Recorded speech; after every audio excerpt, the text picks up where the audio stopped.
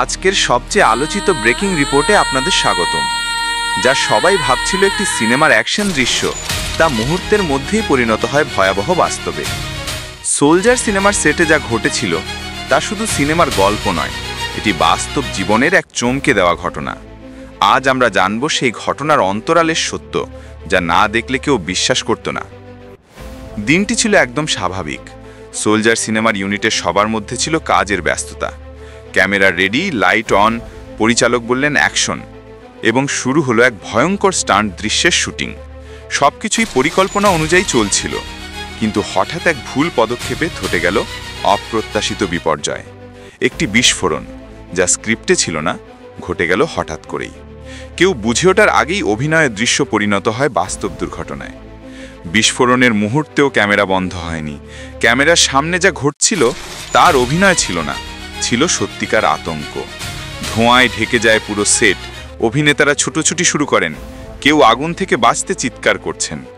Cameraman ভেবেছিলেন দৃশ্য এখনো চলছে, তাই রেকর্ডিং চালু ছিল। পরে যখন ফুটেজ দেখা হয়, দেখা যায় অভিনেতাদের চোখে ভয়ের ছাপ স্পষ্ট, যা কোনো অভিনয় সম্ভব নয়। সেই ফুটেজই পরবর্তীতে ইন্টারনেটে ভাইরাল হয়ে যায়।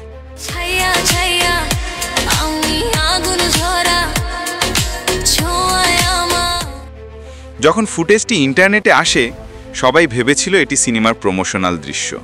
হাজারো মন্তব্য ভরে যায়, অভিনয়টা এত বাস্তব কিভাবে? কেউ বলেছে এটা কি সত্যি? কিন্তু কিছু সময় পরই সত্য প্রকাশ পায়।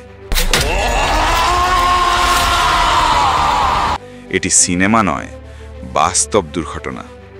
যা শুরু হয়েছিল সিনেমার দৃশ্য হিসাবে, তা শেষ হয় বাস্তবের এক দুঃস্বপ্নে।